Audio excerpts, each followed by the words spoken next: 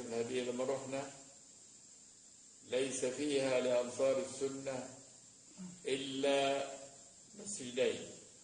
لا حول ولا قوة. مسجد في بورسودان رأيت فيه يوم لا أراك الله مثله من الحر الشديد.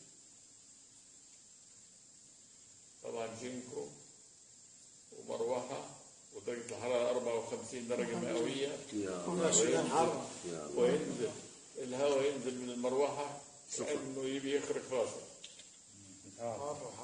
هذا المسجد. وفي مكان اسمه طردونة. قلت يعني شو الحظ هذا، أول ما نيجي ننزل في طردونة. والمسجد الثاني في الخرطوم في مكان اسمه السجادة كمان. مسجد صغير بيت.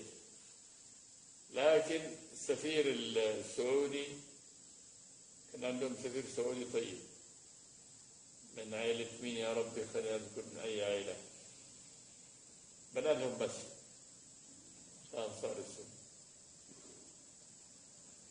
الآن في السودان لا يقل عن 10,000 مسجد. ما شاء الله ما شاء الله.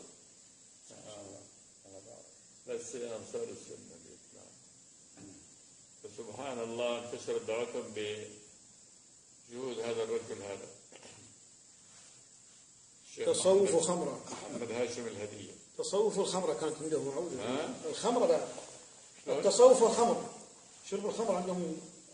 السودانيين طبعا شرب الخمر عندهم متفشي كان أيام النميري. الخمر هذا يشربه معلم القرآن. عندهم خمر